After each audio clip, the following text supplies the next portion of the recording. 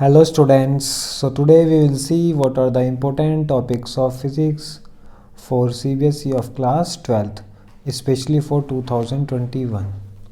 तो मैं कुछ टॉपिक्स की चैप्टर वाइज लिस्ट बता रहा हूँ आपको, कुछ टॉपिक्स के नाम बता रहा हूँ जो आने वाले बोर्ड एग्ज़ाम्स के लिए बहुत ज़्यादा इम्पोर्टेंट टॉपिक्स हैं। और अगर तुमने वो भी कर ली तो तुम एटलीस्ट 60+ मार्क्स गेन कर सकते हो easily.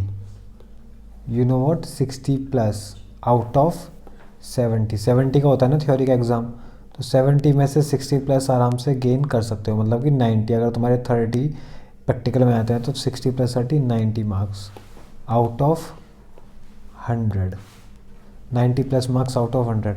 But you have to do all the topics very carefully. You should know how to derive, what are the basic things behind that topics. So we will see what are the important topics chapter wise. So first I am considering the chapter number 1, and the name of the chapter is, what is the name of the chapter? The name of the chapter is electric charge and field. तो पहले chapter का नाम है electric charge and field. अब इस chapter से पहला important topic जो है वो होता है Coulomb's law,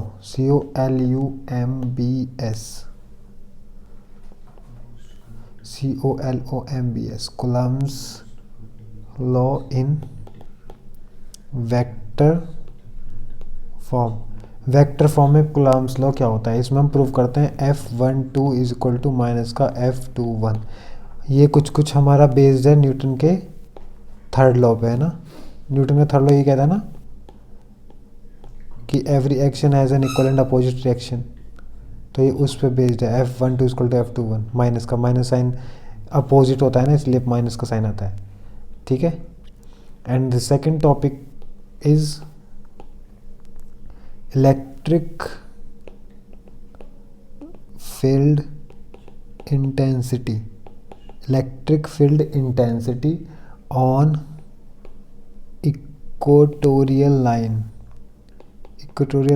and axial line of an electric dipole. ये एक फुल डेरिवेशन है पूरा, ये वाला तो आप कर ही लेना मेरे कहने से, बहुत ज़रूरी है। एक इलेक्ट्रिक डायपोल मतलब दो अपोजिट चार्जेस के होते हैं जो 2a डिस्टेंस से सेपरेटेड रहते हैं, उसके इक्वेटोरियल लाइन पे या एक्सियल लाइन पे कितना इलेक्ट्रिक फील्ड इंटेंसिटी होगी वो कैलकुलेट करना, ठीक है। थर्ड है electric field intensity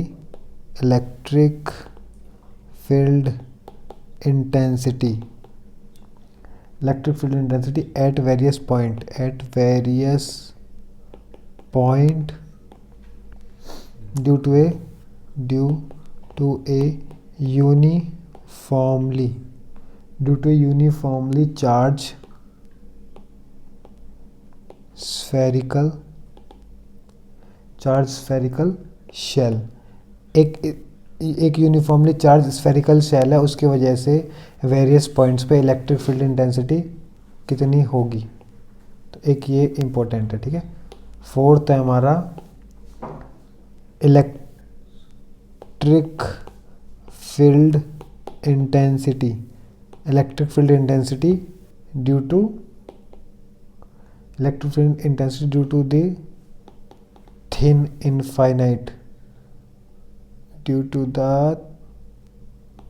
infinite plane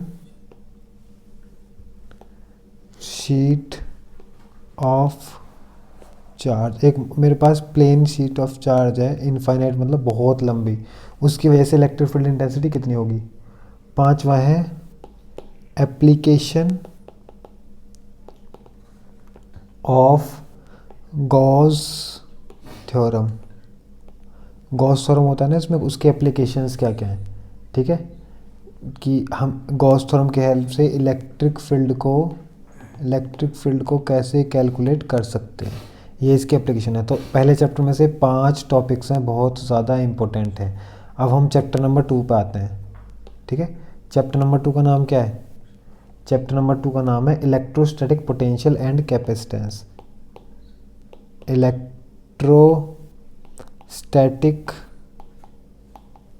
electrostatic potential and capacitance, ठीक है। तो इसमें पहला टॉपिक जो बहुत ज़्यादा इम्पोर्टेंट है वो है electric potential due two point charge, कि पॉइंट चार्ज की वजह से इलेक्ट्रिक पोटेंशियल कितना होता है। फिर से यही सेम है जो इसमें हम इक्वेटोरियल और एक्सियल लाइन पे कैलकुलेट किया था ना, इक्वेटोरियल और एक्सियल लाइन पे क्या कैलकुलेट किया था? Electric field intensity. तो इस केस में हम कैलकुलेट करते हैं इलेक्ट्रिक पोटेंशियल कहाँ पे? इक्वेटोरियल लाइन पे और दूसरा एक्सियल लाइन पे, ठीक है, एक्सियल लाइन पे। वहाँ पे हमने इलेक्ट्रिक फील्ड इंटेंसिटी को कैलकुलेट किया था, यहाँ पे हम इलेक्ट्रिक पोटेंशियल को कैलकुलेट करेंगे। Third one is capacitance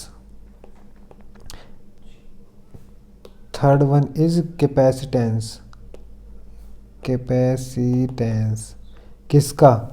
parallel plate capacitor का।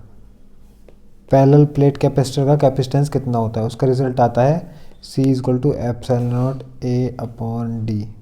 ये याद रखना जब हमारा एयर का मीडियम होगा, इसका फुल एक छोटा सा डेरिवेशन टाइप में वो कर लेना, ठीक है। रिजल्ट तुमको ये मिलेगा फाइनल। चौथा टॉपिक है क्या? एनर्जी स्टोर्ड इन कैपेसिटर, कि कैपेसिटर में कितनी एनर्जी स्टोर होगी। उसका आता है formula 12 CV², I think, if I am not wrong, 12 CV²। तो ये सेकंड चैप्टर से 4 टॉपिक हैं, बहुत ज़्यादा इंपॉर्टेंट है, ये कर लेना चारों, ठीक है।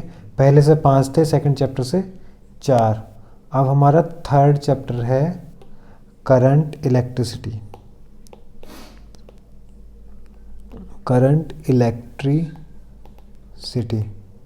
This one is our third chapter. तो इससे पहला जो इम्पोर्टेंट टॉपिक है करंट इलेक्ट्रिसिटी से, वो है हमारा ड्रिफ्ट वेलोसिटी,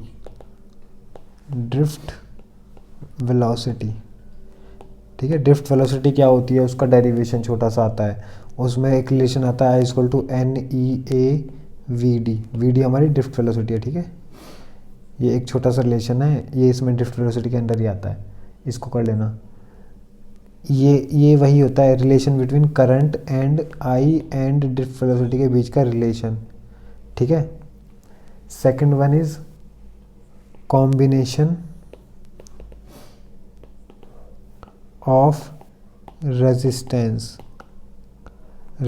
का कॉम्बिनेशन, सीरीज और पैरेलल, 2 कॉम्बिनेशन होते हैं ना, 10th में भी पढ़े होंगे आपने, सीरीज और parallel combination. Third one is Kirchhoff's law. ये 2 किरचॉफ्स लॉ होते हैं, फर्स्ट और सेकंड। याद है ना, फर्स्ट किसके लिए होता है? करंट के लिए, और सेकंड वोल्टेज के लिए, पढ़ा होगा तुम लोगों ने। तो किरचॉफ्स लॉ पढ़ना है। इनके बहुत सारे न्यूमेरिकल्स होते हैं, इसमें ज़्यादातर न्यूमेरिकल्स आते हैं, न्यूमेरिकल्स। सेकंड लॉ की हेल्प से न्यूमेरिकल सारे बहुत इजीली सॉल्व हो जाते हैं, ठीक है। सर्किट डायग्राम दिया होगा वगैरह वगैरह। फिर आता है पोटेंशियोमीटर,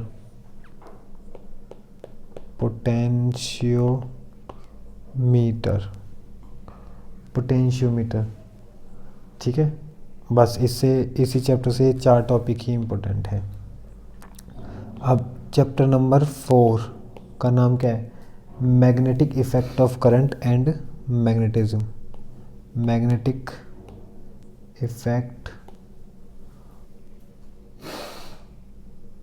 सॉरी, ये यूनिट का नाम लिख दिया मैंने। चैप्टर 4 का नाम है मूविंग चार्जेस एंड मैग्नेटिज्म। ये वाला चैप्टर कुछ चैप्टर नंबर 1 के इक्विवेलेंट है। बस इसमें हम मैग्नेटिज्म की बात करते हैं और उसमें हम इलेक्ट्रोस्टैटिक जब हमारे चार्जेस रेस्ट पे होते हैं ना तब इलेक्ट्रोस्टैटिक बोलते हैं हम उसको, तो उसमें हम इलेक्ट्रोस्टैटिक की बात करते थे। बाकी दोनों में अधिकतर चीज़ें सेम ही है। तो अब इसमें सबसे पहला आता है Biot Savart's law with application. Biot Savart law हम मैग्नेटिक फील्ड को निकालने के लिए यूज़ करते हैं और उसकी कुछ एप्लीकेशन है वो कर लेना आप लोग, ठीक है, ये इंपॉर्टेंट है। फिर सेकंड आता है एम्पियर्स सर्किटल लॉ, इसमें भी विद एप्लीकेशन, इसके भी कुछ एप्लीकेशन है, आप लोग वो भी कर लेना, ठीक है।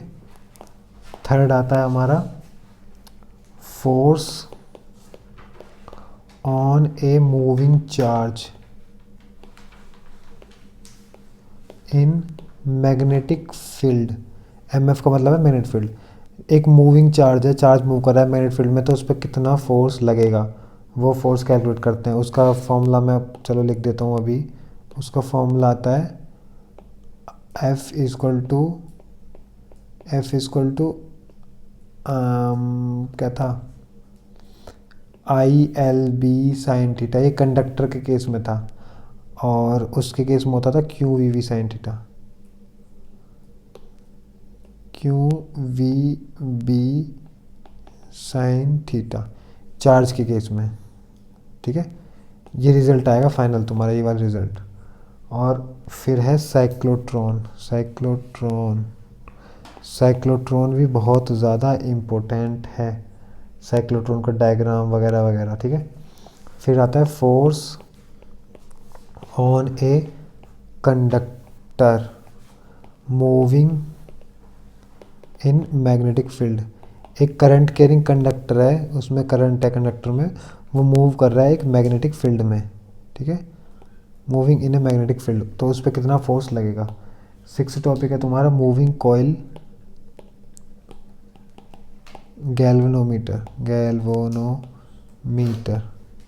ये वाला तो कर लेना। और ये साइक्लोट्रॉन भी, ये दोनों इम्पोर्टेंट है, ये बहुत बार आ चुके हैं, बहुत बार, मतलब कि एक साल छोड़ के एक बार तो आ ही जाते हैं, ठीक है। तो इसलिए बोल रहा हूँ बार बार ये वाला तो कर ही लेना। चैप्टर नंबर 5 है magnetism and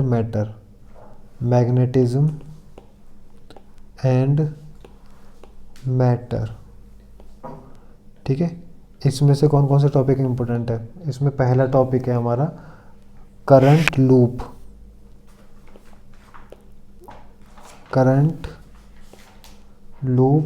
as a magnetic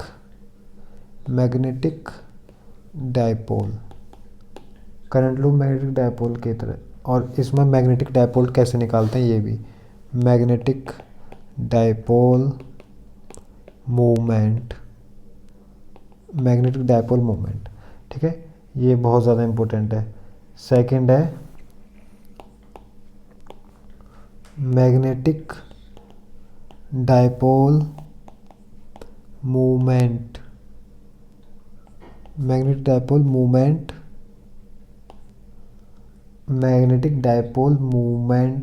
of A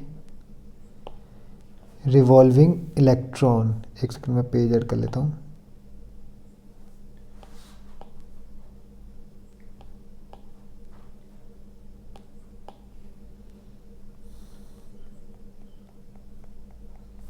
magnetic dipole movement of A revolving electron, ठीक है। एक इलेक्ट्रॉन रिवॉल्व कर रहा है तो उसका मैग्नेटिक डायपोल मूवमेंट कितना होगा। Third one is magnetic field intensity, ठीक है, मैग्नेटिक फील्ड इंटेंसिटी। इसमें कुछ केसेस है कि बहुत सारी चीज़ों के मैग्नेटिक फील्ड इंटेंसिटी निकालने, तो वो सारे कर लेने, ठीक है। ऑल केसेस, यहाँ पे मैं लिख देता हूँ ऑल केसेस, जितने भी डेरिवेशन, ठीक है। फिर आता है torque on A magnetic dipole, torque on A magnetic dipole in magnetic field में टॉर्क कितना लगेगा एक मैग्नेटिक डायपोल पे। मैग्नेटिक डायपोल समझते हो ना, ऐसे यहाँ पे मैग्नेटिक डायपोल है, ये दोनों अलग अलग पोल हैं, नॉर्थ पोल है, साउथ पोल है, ये 12 डिस्टेंस से सेपरेटेड है, ठीक है, इसको हम मैग्नेटिक डायपोल बोलते हैं। पांचवा है properties of dia and para and ferromagnet. इनकी प्रॉपर्टीज़ क्या, डाया मैग्नेट की, पैरा मैग्नेट की, फेरो मैग्नेट की, ये प्रॉपर्टीज़ भी बहुत ज़्यादा इम्पोर्टेंट है। चलो अब हम बढ़ते हैं चैप्टर नंबर 6 पर। कौन से चैप्टर पर? Chapter number 6। चैप्टर नंबर 6 का नाम है electromagnetic induction. Electromagnetic induction chapter number 6। इसमें से तो बस 2 ही टॉपिक इम्पोर्टेंट हैं, वो कौन कौन से हैं? पहला टॉपिक है मोशनल ईएमएफ, ठीक है, और हम इसको बोल सकते हैं इंड्यूस्ड ईएमएफ भी, इंड्यूस्ड ईएमएफ। इसमें हमारा जो रिज़ल्ट आता था वो क्या आता था, याद है किसी को? कि अगर एक सपोज़ करो ये एक डायग्राम बना रहा हूँ मैं, कुछ ऐसा, ये ऐसा, और ये हमारा जो है ये वी वेलोसिटी से घूम रहा है और यहाँ पे एक मैग्नेटिक फील्ड है, तो ये मैग्नेटिक फील्ड इनवर्ड है, तो इस केस में हमारा ई जो होगा, ई मतलब इंड्यूस्ड ईएमएफ, वो कितना होगा, याद है किसी को? तो ये वाला डेरिवेशन मैंने थोड़ा आइडिया दे दिया है, कर लेना, ठीक है। चलो सेकंड वन इज़, एक टॉपिक तो हो गया motional EMF, second is mutual inductance and self inductance. Mutual and self inductance, ये वाला भी बहुत ज़्यादा इम्पोर्टेंट है। ये बस 2 ही टॉपिक है इसमें, ये 2 ही कर लेना, ठीक है। चैप्टर नंबर 7, चैप्टर नंबर 7 इसका नाम है ऑल्टरनेटिव करंट, ऑल्टरनेटिंग करंट। इसमें पहला है आरएमएस और पीक और mean values of alternative current and alternative voltage. ये ऑल्टरनेटिव करंट है, ये ऑल्टरनेटिव वोल्टेज, ये आरएमएस, पीक और मीन वैल्यू तीनों चीज़, और इन तीनों के बीच में रिलेशन, ये तो तुम्हें करने ही करने हैं, सबसे पहले यही करना है, ठीक है। तीसरी चीज़ है एलसी सर्किट, एलआर सर्किट और आरसी सर्किट और एलसीआर सर्किट, एलसीआर सर्किट, ये चारों सर्किट जरूर कर लेना। इनमें कुछ चीज़ें हम फाइंड करते हैं, लाइक इम्पीडेंस कितना है, impedance, inductive reactance, inductive reactance, ठीक है, ये सब चीज़ हम फाइंड करते हैं, कैपेसिटिव रिएक्टेंस वगैरह वगैरह, ठीक है। अब एक और चीज़ आती है हमारा 4th topic, resonance in LCR circuit. LCR circuit में रेजोनेंस की कंडीशन क्या थी, वो बहुत ज़्यादा पूछी गई है। ये सिर्फ टॉपिक्स मैं आपको वही लिखवा रहा हूँ जो एग्ज़ाम में काफ़ी चांसेस होते हैं आने के, ठीक है। तो चैप्टर नंबर 8 पे आ चुके हैं हम। चैप्टर नंबर 1 का नाम है इलेक्ट्रोमैग्नेटिक थ्योरी। इलेक्ट्रोमैग्नेटिक थ्योरी में चैप्टर नंबर 1 है क्या, डिस्प्लेसमेंट करंट, डिस्प्लेसमेंट करंट, ठीक है। सेकंड टॉपिक है करेक्टरिस्टिक्स ऑफ ईएम वेव्स, मतलब कि ईएम वेव की करेक्टरिस्टिक्स क्या होती हैं और प्रॉपर्टीज़ क्या होती हैं, ये मतलब इलेक्ट्रोमैग्नेटिक वेव, ठीक है। थर्ड वन है इलेक्ट्रोमैग्नेटिक स्पेक्ट्रम।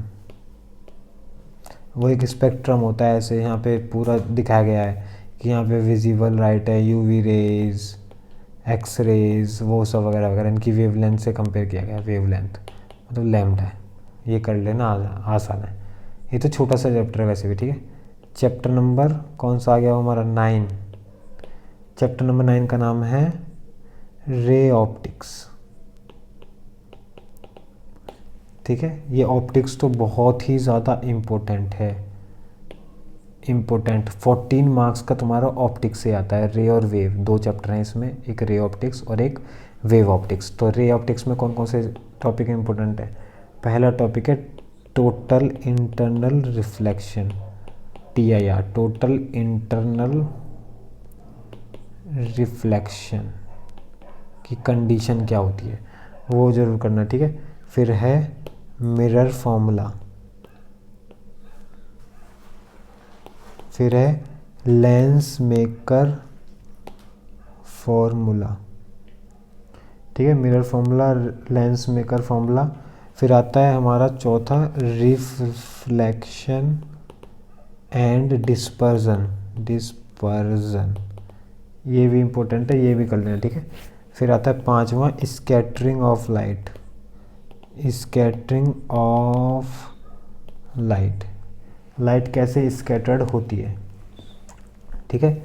फिर छठा आता है microscope, microscope and astronomical telescope, microscope and astronomical telescope, ठीक है।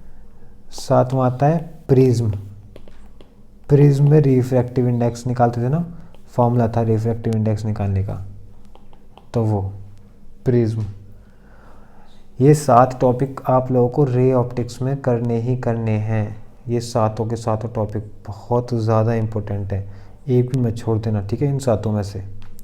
अब यूनिट चैप्टर नंबर कौन सा आता है हमारा 10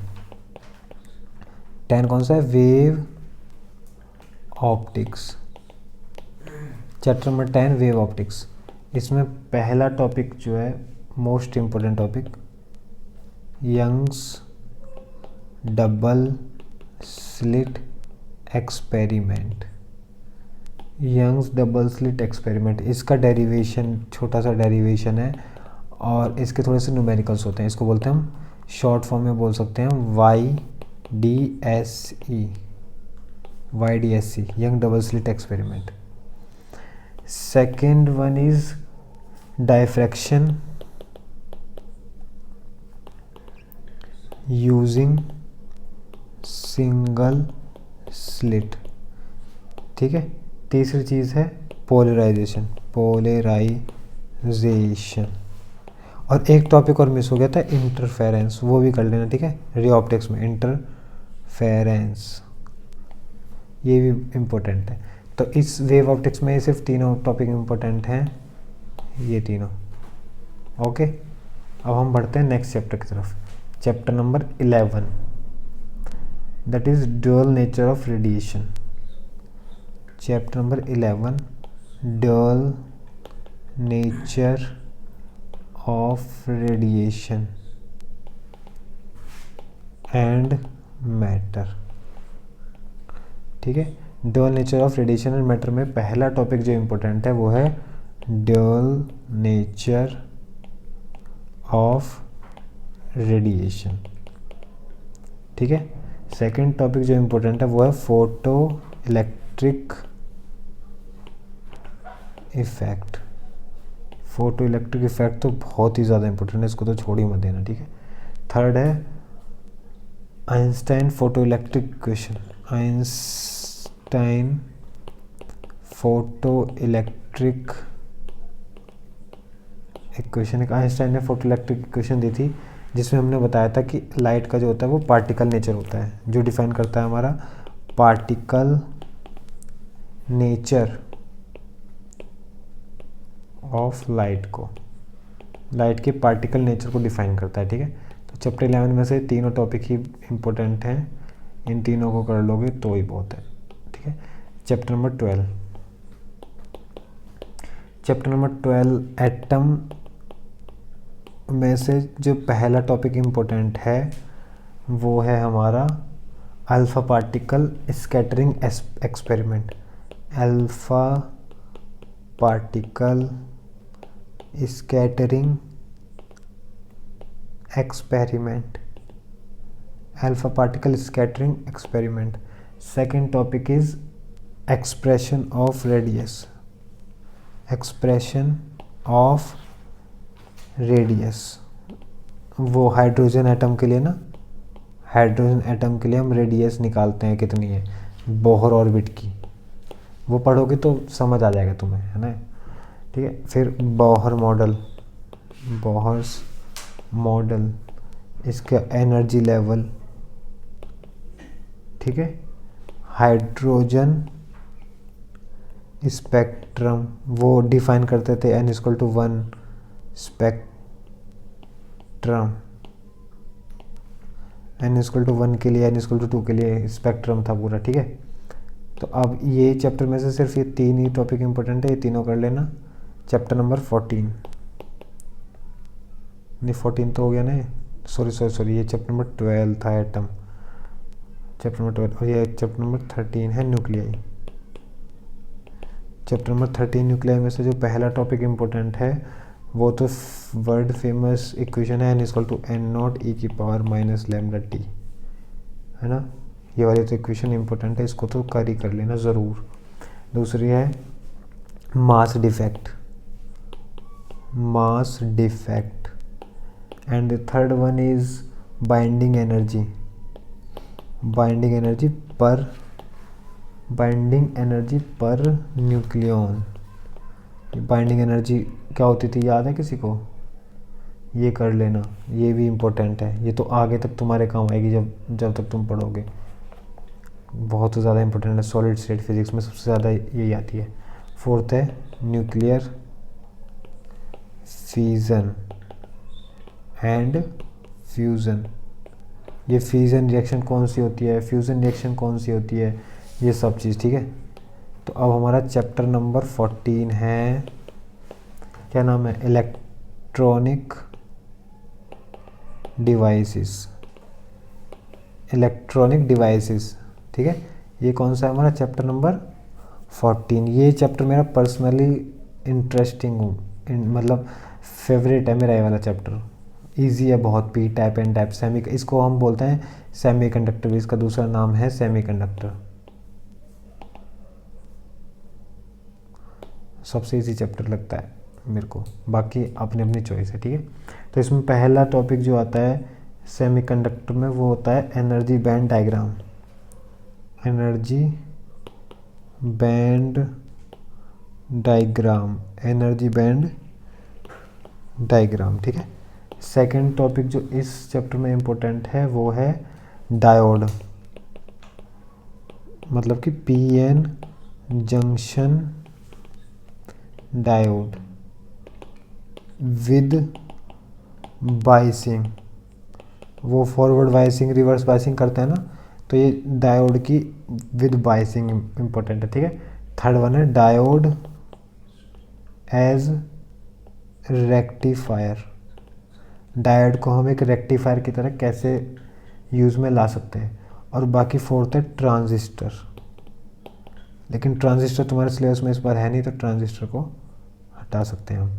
तो सिर्फ 3 टॉपिक इम्पोर्टेंट हैं इस वाले चैप्टर से, जो मैंने आपको ये लिखा दिए, ठीक है।